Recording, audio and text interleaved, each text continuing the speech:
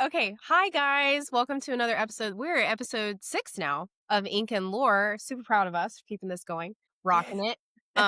So welcome if you are new, and we'll just kind of go around the room, introduce yourselves. I'm Miranda. I'm one of your hosts, and we have Erin. Hi. Hi. And we have Cassie, and we have Kate. Hello.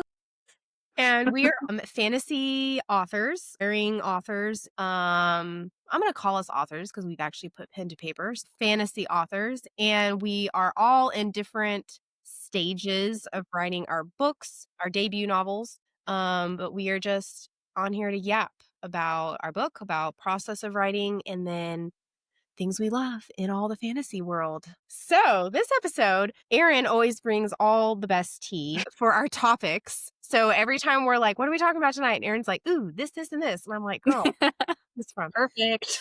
Perfect. So this week we're going to talk about like if our main characters, I'm going to say plural because I know Kate says like a dual POV. Yeah. So our main characters got therapy. What would this look like? A lot of them need therapy, let's be honest. Yeah. Let's be real. Let's be honest. So yeah, so why don't we'll go around the room. Let's first say like the title of your work in progress or your published work, and then tell like the name of your main female and or male character. And then we'll talk about like if they were in therapy, what kind of conversation. Yeah. First. Oh, great. I asked for this. idea, Erin. I know. Okay, so my work in progress is called Wild and Forged, and I have 10 characters in my found family. So there's a lot of personality traits and dynamics going on, and they all have kind of their own laundry list of needs in the mental health world. But my main character, her name's Arden. She's got daddy issues. Like that's what would get her in the door of the therapy world. So she's got major trust issues. She doesn't trust herself. That's kind of like the main part of her arc is like up until my story begins, there's not a ton of like betrayal. So it's not necessarily like a life of that building, but it's like as she kind of turns this age, it's like she's hit with a lot of these realities of different characters in her life and, their motives. And she starts to kind of awaken to the idea that she's been lied to. And she doesn't have faith that she can trust herself. So she definitely would be talking about that. Mm-hmm. And, similar to somebody I know. So, trust issues would be a big one.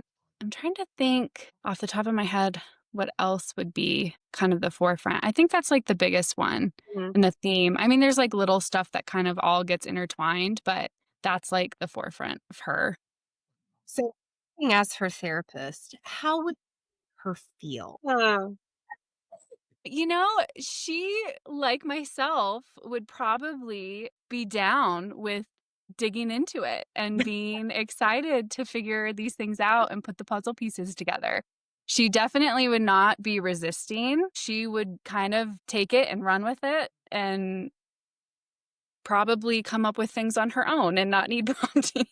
Yeah. So, yeah, she's just kind of, she's a people pleaser too. So it's like she has to kind of go through all of the things in the plot to discover like what's been there the whole time. Because people have like she would react like in an emotional level. Is it like an anger thing? Is it a sadness thing? Is it a like determination thing? Like there's some rage there. There's definitely some rage. She is like kind of this mix of like, because she's a people pleaser, she's always going to kind of like approach things a little bit less, what's the word? Like less intense. Like you guys have met Briar. Like she's like the opposite end of that spectrum. Like she's like spicy and she says it like it is and she doesn't give shit. Like she doesn't care at all. Arden's not like that. Like she's still gonna kind of like be a little bit more aware of like how she's coming across and stuff, but there's definitely a little bit.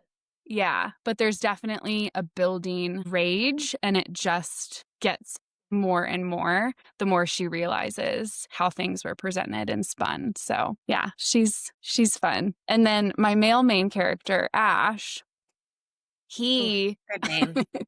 Such a good name. he man, I feel like he would be in like court order therapy. He like would not go by Anger himself. There's management no way. years. No, not he's very the good news is he's very emotionally intelligent, so he wouldn't be there for that. So that's good news. But he has like the opposite end of the spectrum and he's got some without getting too spoilery, I got to be careful with this one, but he's got some grief and he's got some trauma and there's a lot of backstory with him. You know, all the girls normally love like the morally gray characters. He's kind of like that, but he's more like morally misunderstood. So there's so much Hmm, um like I love backstory that's going to come out and you're going to understand him more, but he has to deal with that because it comes out as kind of like a chip on his shoulder. He is pleasure seeking, like that's his goal. He doesn't care like about anything really like at this point in the book. And so he has to kind of go deep and Arden helps with that. So Oh my gosh, I love it. I love it so much. That's a wonderful therapy session. I think that they would get down to the root of a lot of their they problems. would, yes. Isn't it so fun to talk about these characters like they're real? Like As they're real. I mean, they are real in my mind. oh I yeah. think Yeah, about them I all feel day, like every we're just day. like chatting about our Yeah. friends. Well, and I mean, mine are very, I wouldn't say closely based, maybe closely based on myself and my husband. So, Yeah. so in a sense, like they are real because Mhm. it's just like, It's a personification of yeah. you. Yeah, I mean, it's exaggerated for sure. right. Like, Sure. you know, Yeah. but You would go like unleash daggers, like yeah. But the essence is there on both sides. yeah, So, the yeah. vibes are the same. Yeah. Yeah. I love that. And I Yeah. do like a deeper like connection with them, you know, Mhm. bringing all that to the surface. And I think that's what's so powerful. I feel like for especially fantasy books, because you can put so much depth Yes. into these characters that Yeah. I feel like is not necessarily available to you if you write different genres. Mhm. Totally. I think that. Well, and that's why personally I love first person point of view because Uh, and for her story, like it had to be like that. I mean, that is my preference in general for writing, but like there was no question in my mind that this story had to be told through her mind because like there's so much introspection that goes on and like will continue to go on and there's just no other way for me to do it. So, yeah, I That's love how I that. feel about mine I'm too. slowly warming up to first person because I've been yeah. thinking a lot more first person. You know, I think I said this like Shield of Sparrows or whatever. Yeah. It was like the first sentence and it was like I and I was like slam done. Yeah. Well, Mm. it is like your brain has to get like Oh, retrained you because have when to get I your started with ACOTAR and then went into Fourth Wing and that was all. And then when I switched to Throne of Glass, I was like, oh my God, like I can't even like how am I gonna do this? the And then Throne of eventually Glass like you is get in third. what's that? Throne of Glass is in third for me. Yeah. So the switch though, my brain was just like, I Yeah, don't know because what to do with ACOTAR is this. in So You first. have to like make an mhm. adjustment, I feel like, in your head. You do. Yeah. It's weird, like, because ACOTAR, it starts off in first, but then, like, Then they switched it. Yeah. third. Mm. And so it's Is just it like, really? I didn't even pay attention to yeah, that. The novella switches yeah, because it and starts with then lots of different characters besides for just Sarah. Oh, yeah. that makes sense. Right. That makes sense. Huh. Wow. Never I didn't know noticed. that was legal I to know, let right? this It's like I go. feel like they've broken some sort of just Sarah, dear, did you Yeah. break some rules here? Like I a guess mother mother broke can a do rule. that. So, Okay, so yeah. with Well, I no think because it was supposed Sarah's to be a in trilogy. first. Sarah's is in first, but all of the other Yeah. characters, They're their in third. chapters were in third. Okay. That's I wild. don't even remember. It threw me off. Yeah. That's wild. I love that. I love that you remember that. See, I don't remember that. I'm here for the vibes. I Yeah. don't remember Well, a lot. I think I read it a lot, or like, more recently than you have probably. True, so true. I am more of like a for the most part, other than Throne Glass, I think that's an exception, but I am a dessert reader. Like, Mhm. if I feel good, and I might even go back for seconds, like, you Oh, ch yeah. for me. Like, I don't like, I'm good. I'm here for the Yep. vibe. You make me feel Yep. good or make me weep and cry Yes. and Right. get destroyed. Dang. Destroy me in the best way, and I'm still down. So, Cassie, tell us about your work in progress and then what you think might transpire in a therapy session for your main character. Okay, so my work in progress is called The Storm That Woke Me, and my main character's name is Lexandria, but she goes by Lex by her friends. She is a princess by marriage and not by blood. So they call her the fraud heir, which I think that kind of turns into a little bit of like, the belongingness. So she probably would have, some issues with that in therapy. I think that would need to unpack. And also, it's her parents come from a different land than the one that she is princess for. So she has a lot that she has no idea about her history or anything like that, that she just doesn't know herself and Kinda nobody like gives a her "Who am answers. I?" kind of Would you thing. say? Kinda like a "Who am I?" Like, Yeah. "Where'd I come from?" Identity crisis. Mhm. And Yeah. she has this magical awakening that nobody in her realm has. It's the people who are in this other realm. It's just kind of she has no idea who she is, and she's put in a place where she is supposed to put on a pretty dress and smile and be a pawn. And she has gone her entire life feeling that that is her duty. And then she kind of has this awakening, and she's like, you know what? I don't want to do this anymore. And she becomes a little bit more defiant. So I think it's a lot for a therapist to unpack and Mhm. also for mom guide. So that's just like a whole other thing too. Yeah. Yeah. But yeah. I Yeah. mean, and then there's some like things with her choosing somebody that she can't have and being forced into other situations. And so a lot of doesn't know who she is, can't choose her fate, feels like she is just put in a spot and told to just stay there. And she kind of says she's done with it. Mhm. But, Mhm. um, Yeah. and then I So, how have, does she manifest that emotion? Like, is she withdrawn or does she she's super sad or is she like female rage? so she is you stuff it down until it explodes kind of a person. Okay. And her magic is like storm magic. And so throughout my story, I say like the storm inside of her. And so she just stuffs it down until like it just completely builds and just she can't hold it anymore. So she is a denial until you can no longer deny. Yeah. Till you explode. Which I is like, so relatable. Very Yeah, relatable. that's yeah. perfect. you know, yeah, just kind of like Erin said, we, put some people into our books. Yeah. For sure. Now, main male character So situation.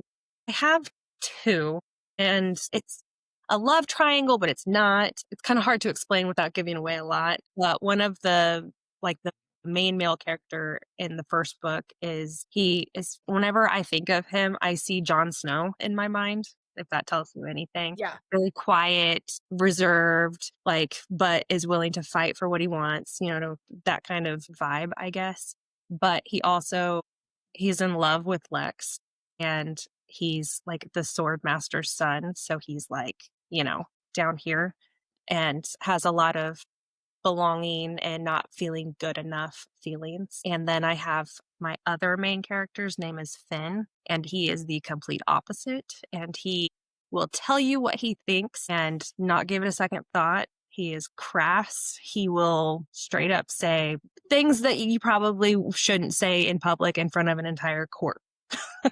But he's fun, and he's fun, and he just does not care one bit. And so that's kind of like a good opposite to all of this. Mhm. So everybody Mhm. else is very like reserved and like keep your composure, and he's like, Yeah, you need that balance.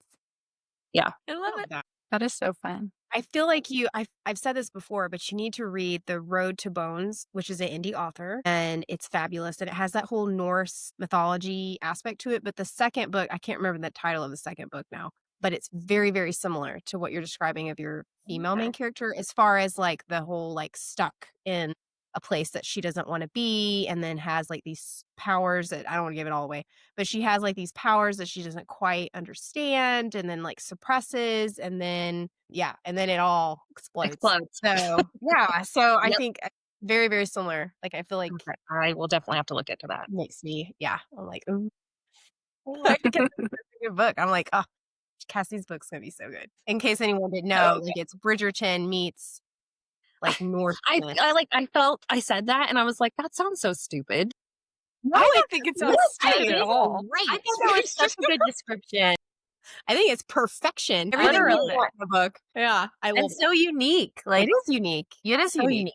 I mean, I love both things. So I'm like, how can I fit these in together? And it's more like the first book is going to be more like Bridgerton, like, old England, like court, that kind of thing. And then like from there on, it's going to be more like Viking mythology, like mythology and that kind of stuff. So Yeah, Perfect. I I'm love excited. it.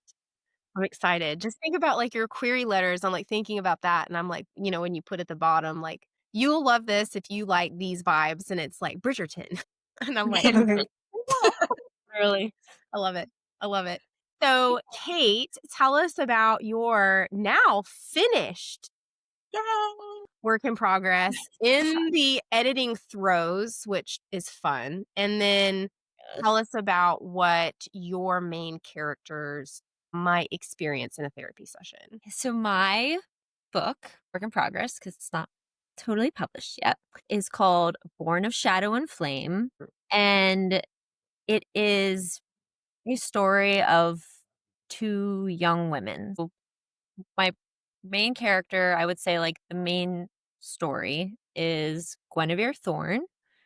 Her nickname is Vera. And she is the Born of Flame part of the title. And then my second main character, who started off as like, she was not supposed to be important at all.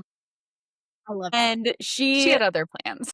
she had other plans for me, and I just I ended up loving her story even more than I Vera's. love her story. I don't know how that happened, but it did. And her name is Aklis Blackwell, and she is from the Shadowlands. Mortis is the name of the place that she is from, and she is born of shadow. So that's why it is called Born of Shadow and Flame. And my story takes place telling the two opposite perspectives. So Vera is in Eros, which is the city of the eternal flame. And her main problems, because she has a lot of them, poor thing. Poor thing. Her mother, which you find out very soon, and it's in like the description of my story, her mother is very ill.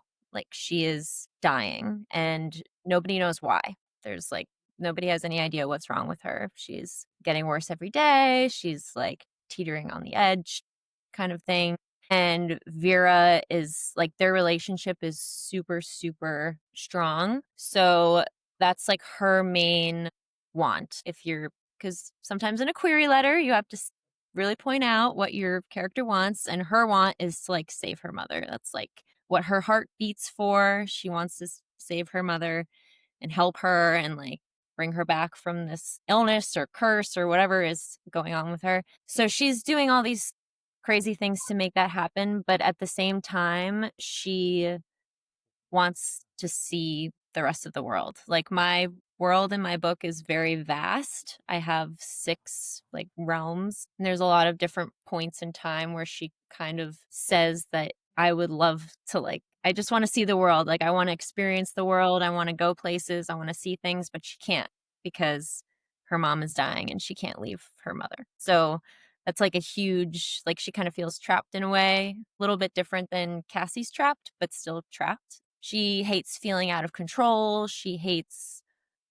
like being told what to do. She's a very like fiery, loud, spirited, angry character. Like, I think just her mom being sick fuels a lot of her fire. So that would definitely be a lot to unpack in the therapy session. Yeah.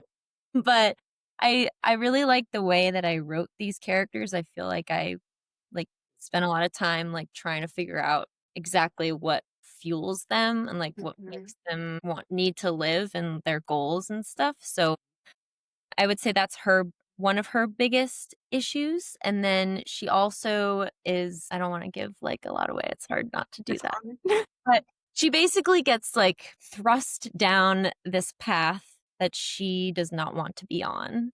And she doesn't want to be chosen for anything. She doesn't want power. Like, she doesn't want any of that. Like, she does not want to be pushed down a path that she doesn't want to go on. And I think it's all about like a control thing. Like, She doesn't want the pressure. She doesn't want to feel out of control. She just wants to like go back to her regular life, which is kind of ironic because where she was before was basically wanting to see the world and wanting to do all these amazing things. And now she's like finally given that opportunity to be something like totally great. And she's like, I don't want this anymore, kind of thing.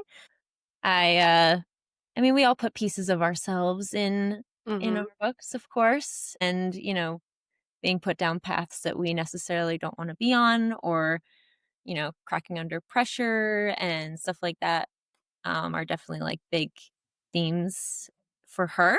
And then Alice is very different than Vera in some ways, in that she's younger than Vera. So Vera is 24 and Atlas is 19. So she's younger by 5 years, which is a good distinct age gap. Atlas is like the heir of a kingdom. So she is like a princess, but it's like a princess of a very dark and eerie, creepy place. So her entire life, she's been very like proper, serious, quiet, always trying to make like her family proud, but never really being enough kind of thing. Like that's her biggest goal, is to kind of like be the heir that she's expected to be and impress her father, and like just deal with all of that pressure. And she doesn't have her mother anymore. She lost her mother. So like Alice and Lex would be best friends. I I feel like all our characters I would. know. They really would. But yeah, if she was in therapy, she'd probably talk a lot about her silence, because she doesn't fight back a lot. Like she doesn't really know how to stand up for herself, which I feel like is perfect for her age. She's 19. When I was 19, I was really quiet. I was really passive. I didn't know how to like really stick up for myself. And that definitely like showed through her. So I have like 2 age groups of myself. I don't know. Yeah. I don't know if it's me. I was gonna say, I was like, do you feel like it's kind of like parts of you at those phases, maybe of like your life of like 19, and then Totally could be. I feel like maybe I did that like not on purpose, but yeah. Right. Isn't it weird how like subconsciously you put? I feel like I'm at therapy right now. I know, right? I'm like subconsciously you put stuff in there. And like when I tell you that I cried so many times, like writing certain scenes, and I'm like, you gotta hold yourself. Like you're writing like you're writing a book. Like this isn't real. You're not in therapy, but it kind of is. Yeah. It kind of is. Yeah, I like love my 2 characters so much, and I like put a lot behind the book, and I think it's cool because I started writing this when I was like 19. That's so So that makes total sense. Like why? Well, and that was like your version of your voice at that time. Yeah, Was to like just, channel it in the story. cool. I don't Yeah. know. It's like I the love neatest it. thing. I love it. But yeah, and well, in the second book, which I'm gonna have 3, my 2 I can't give it. I can't give it. Yeah, don't give anything away. Don't give away. Don't give away. I can't say it. It's so hard. You just want to like word vomit, but you I can't. I just know. want to say so much. But let's just like I just don't think that if I had to guess, I just don't think that they are going to get along. Like 2 All right. people. Interesting. I think they're going to be really like butting, like very like hard-headed in the same ways, because they are the same person, but at different times of your life. You know? Yeah, I love that. It's so great. I can't wait to just. I I know. know. I'm like envisioning like all of it in my brain. And I'm just like, I just can't wait to read everything. I just. Oh my This gosh. is just the best. I love it. I love it. And what about male characters? What do you feel about that? Oh, Well. I have 3 main male characters, because I have a love interest for one woman and a love interest for another, and a poor man who is just in love but is not getting it reciprocated. And he's in a love triangle with himself, and she's she's not interested. But my main, like the main man, he is connected to both women in some way. And he went through something very, very horrible when he like was not younger, but like years past, and kind of like went on one of those like spirally depressive roads. Like he didn't really know how to like handle his grief. And I don't know where I pulled that from, but he just popped up out of the He wood. needed it. Yeah. And it's important because he lost somebody very special and he has to learn how to like open up again Mhm. and like allow himself to feel emotion again and not be worried that something is going to happen to her or something will happen to him or like he'll get hurt again. So I like his story a lot. I think it's really cool. And I do love the way that they can all connect. So you'll just have to see. That's so fun. That's a very big twist. And I loved it when my beta readers were like, That's the best. So, I love twists. I love it. yes. Oh my gosh. It's funny because that segues really well into my female main character, who is You're welcome. kind of a replica of that. So, um, my published Woohoo! as of today, I can say I'm published. It's Oh my God. on Amazon, but it's published. That sucker's up there. Published book is Beneath the Silent Stars. And I have three characters. There's three characters, but my female main character, her name's Estrella. And she is very much a big part of her. And honestly, like the whole point of her, I think, in my brain is I'm a very strong proponent of mental health advocacy. And because I struggled a lot with depression, specifically postpartum depression, and it was all during COVID, it was a hot mess. So I wanted to bring a lot of that into this character and kind of like bring to light this idea of um I don't know, like recognition of what depressed people go through and like the thoughts that they have. So a lot of what she struggles with is because she had a really traumatic experience. So there's PTSD in there too. So she had a really traumatic experience that happened to her, lost someone super important to her, and she doesn't cope well with it. So there's a lot of grief, lot of PTSD, and then that manifests though in I give away a lot. Like, how do I say this? Anyway, that's a key theme. It's a key theme that actually is going to be a theme through the next two books as well.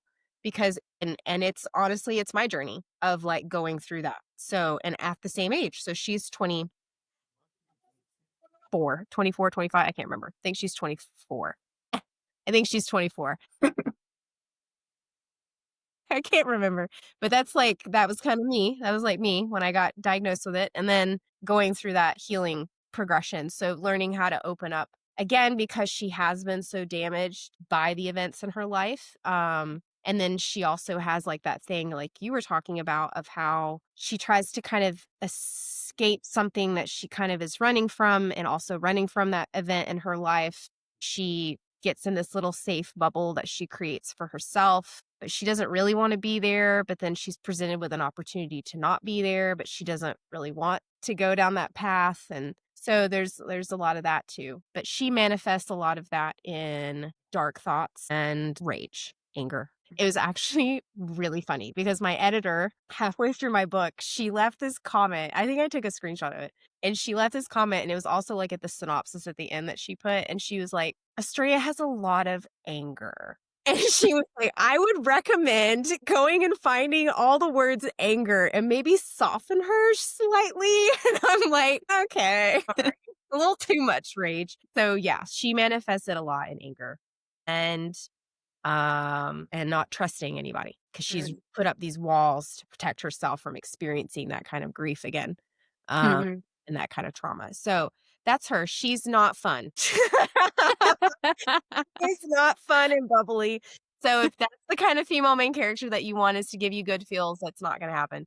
It's not right now. My main there's two. So my main male characters, main one, he is, I would describe him like Erin was describing hers, like not necessarily morally gray. Like, he doesn't make a ton Mhm. of really great decisions. He has a backstory and a past that we don't uncover initially that impacts how he presents himself in the Mhm. world and how his actions and his words. He's very stoic unless he has something to say, and then he's very passionate about it.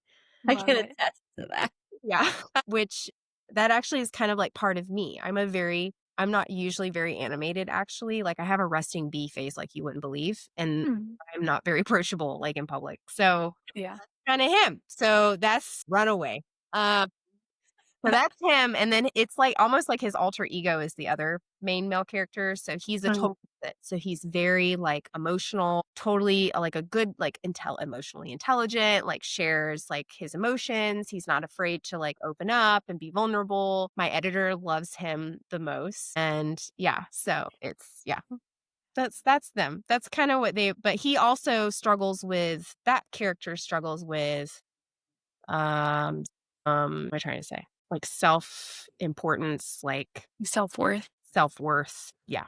He kind of struggles a little bit with that, as well as some regret. Yeah. Mhm. I I love it. have a question for the group.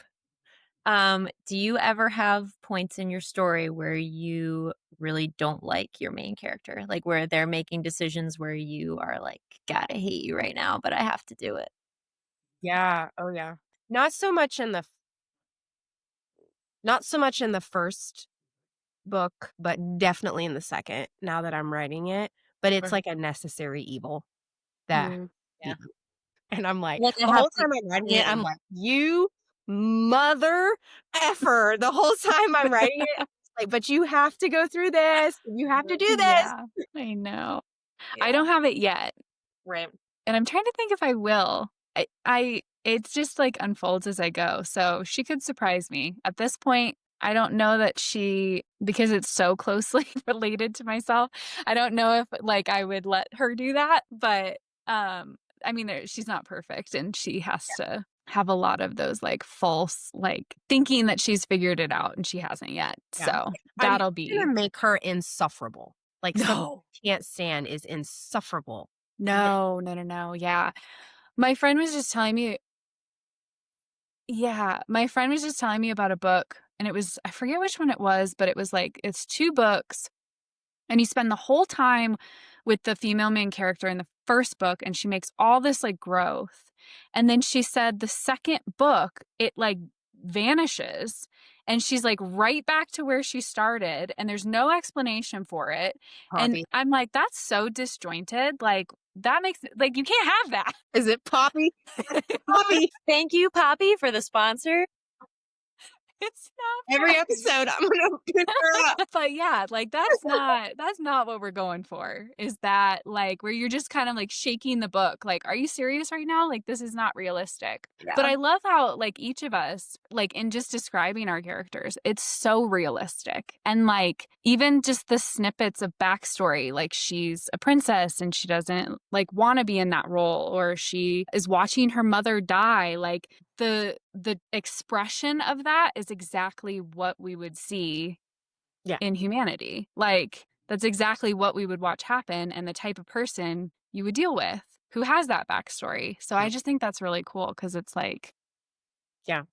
Understand I it. think it's a testament to women authors are really good at that and just like really noticing and dissecting personalities and traits and thinking deep of like, why are people like this? Right. Yeah. Just more empathy. I think too, like, again, like, fantasy gives you, like, this, like, hidden gem of being able Mhm. to also use magical systems or, Mhm. what have you to express Yeah, more, which that's I so think fun. is really cool Yeah. because there's times where, like, it's like an extension, it's like another sense, and I love that. A metaphor for Yeah. in real life, like you were saying that I think you've said before in the past that she's got a voice in her head and it Mhm. Yeah, she has that's kind of like her manifestation of of depression. depression and grief and, like, I thought dark. that was so uniquely done when you said that last time. I thought that was like Mhm. a good way to describe that. Yeah, Yeah. like in mine, my mother is very much alive I just want to put that out there. It's like, let me preface. Let me preface. My mom is very much alive. She's gonna be listening to this and be like, "Do you know something I don't know?" I know. She's gonna watch tomorrow and be like, everybody's gonna think that I'm dead. Mom, I'm alive. And like, everything's good, Mom. It's fine. She's like perfectly alive, perfectly healthy. However, my main character, I made her act in a way that I like thought to myself, okay, if this was happening, Mhm. what would I do to fix this? Like, how far would I go? How selfish would I be to reverse this? And I was like, Mhm. well, I would do basically anything. So Yeah. I made Vera do a lot of selfish things she like basically blocks out everybody else in her life and is like, I don't really give Mhm.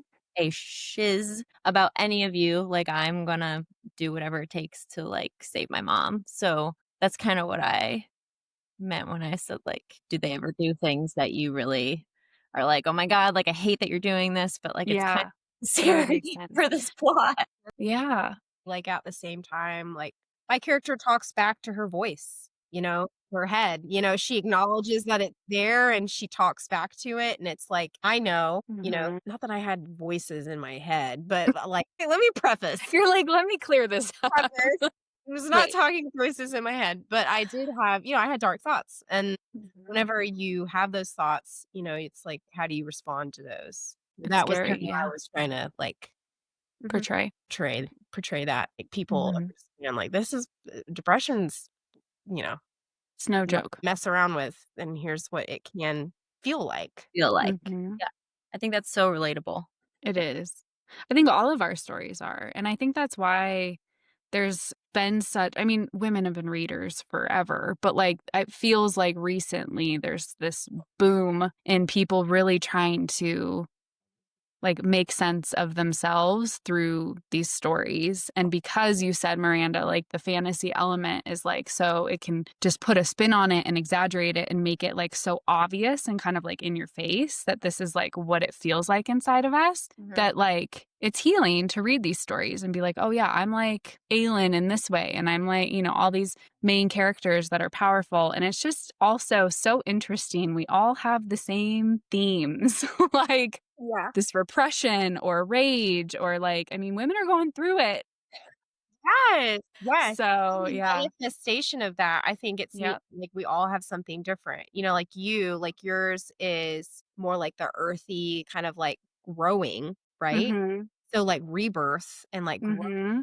and breaking out of those. Exactly. Yeah. Like, it's very symbolic, which I'm sure was, like, intentional, but, like, I Mhm. see that, and it makes a lot of sense based on what Yeah. she's going through, and then Cassie's of, like, literally a storm, like, storm manifestation, right? And Yeah. it's, like, we all sometimes, I feel like, have a Anxiety. storm brewing, just Yeah. ready to explode, and the fact that that's how she manifests what she's Mm. going through of, like, suppressing her feelings and Mhm. accumulating into this cumulonimbus cloud or what have you, and pun intended. And then here we are, right?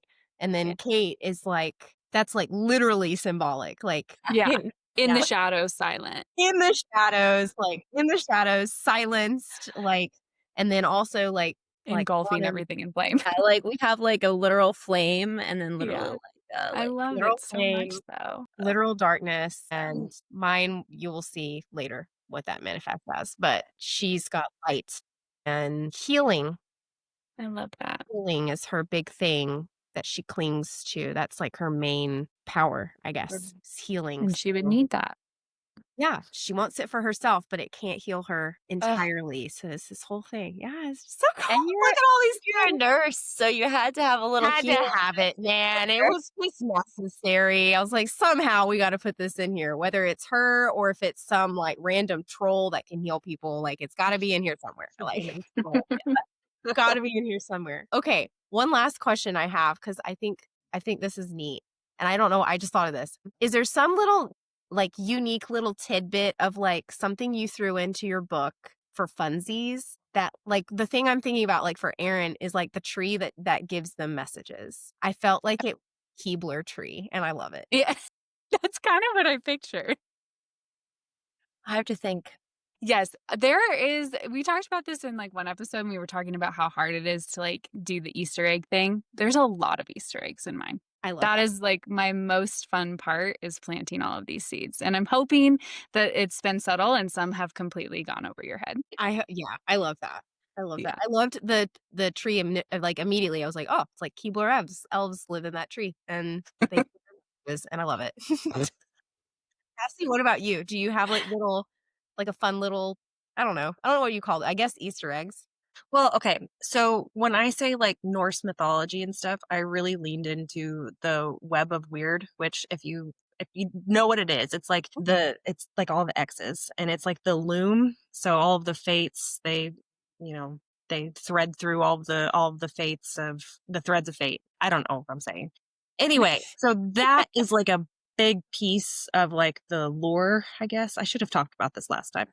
But so there's like the weaver is like God, you know what I mean? Like they're God and Yeah. they have trees also that they pray to. So Yeah. Love the trees. something like that. Yeah. Yeah. I love that. I love it. Kate, what little So in mine, which is only happening for Aklis, you can bond Oh yes. with an animal Oh, yeah, I love I her. love it. Bird. called an animal familiar. And it's like basically your soul animal. So like it's very rare. And I love animals, so obviously I had to do this. I had to have like a talking animal in I your thought. love it. So like Native. they don't like yap out loud. It's just like a Mind mental speak. bond kind of. So it's super rare and it only occurs in a time of dire need. Like you only bond with this being like when you're at rock bottom. Like you need somebody's help. And for Aklis, she bonds with a raven, Which which I I love. think is like she's like black silky bird and in the Shadowlands and her name is Dorina. Dorina. I love it.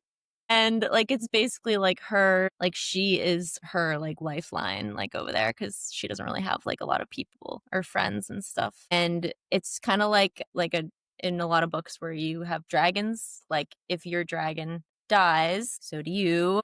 So like it's like your souls are connected. Like if your animal is killed, you die, and if you are injured or killed, they die. So it's just like a very like deep soulful connection. I love that. I love it. And she's the only one in the book that has it so far. But I have a plan for book 2. I love it. As soon as I was like, oh, the raven can talk to her, and I love this. I know, I do too.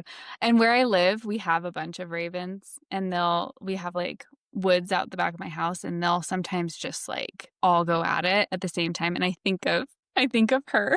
I'm Wait, like, Erin, what did you say that first time you were reading? You were like, how I like in my whole life always it's wanted. my dream so you can befriend them and they will bring you treasures. They will, and actually, ravens can mimic better than parrots. Really? Really? Okay, Know that? my goals just went up. Like I need this bird. The reason I say this is because in my TikTok scrolling, I came across this dude and he had trained this raven and it like flies off and it comes back to him like a hawk does and it lands on his shoulder and yeah, I need this. She always sits on her shoulder. Yeah, it talks. It like yaps and talks to him. And I'm just like, no, it's That's not so cool. crow and a raven, different things. Yeah. No, I'm 99.9% sure that they can talk to you. Yeah. Oh my gosh, that would be so amazing. So yeah, I love I'm currently trying to befriend them. Erin's gonna hop on the podcast. I'm gonna like have one on my You're shoulder and I'll be crazy. like, look who I found. Look at her. Here she is. Oh my gosh, I Brought love me a it. treasure. I love it. I have Easter eggy kind of thing. I actually think it's adorable and I love it. I made up a mailing system in my realm. Yes, your stickers. Yeah, so it's the falconry correspondence system. And they are falcons that are found only in a specific area of the realm and they're trained. And then they have all these little hubs all across the realm. And I love there's a that. point where they like get to send letters and they can carry little packages and it's super cute. That's cute. They're I love super it. cute owls. Harry Potter. I took I was like the owls from Harry Potter. Like I kind of thought of that. I was trying to figure out a way. I was like, how can they communicate in this realm that doesn't maybe necessarily require a ton of magic behind it, you know? It was like, what if it's these like unique falcons? It's like, yeah, that'll be cool. So I was like, oh, then I came in all, and they have like a post office, and it says like on the it does, and it says like falconry correspondent, and it says, wait, it says it on the sticker. I'll read it to you. Officially sanctioned by the Celestial Court, and that's That's so cute. cute. That's adorable. Like, I I love that. Yeah. I love that you have like one little adorable thing. One little cute thing that you can. Yeah. The one rest little is cute. dark. Everything else is dark, including like Don't get attached to this bird. like the also Right. how the whole realm it's like burned to ash essentially, except for one little place. Lopez. It's like refuge. Everything else is destroyed. So yeah, don't come here on vacation. That's all I have to say. Unless you're going to Volps. Whoops. It's Volpez, okay, for anyone who wants to It's know. Volps. Volpez, all right? But you can pronounce it ever how you want to. I think we said this the last episode. Like, if you pronounce it Volps, I will not shame you. It's fine. Oh my gosh. Well, guys, thank you so much for listening. If you're not already following all of us individually on social media, please do so as we are writing and publishing our debut novels. And make sure that you subscribe on Spotify. There you go. Yay. Not Good shut- job. Not Shutter. Spotify. So that you never miss an episode. All right. Thanks, guys. Bye. Bye.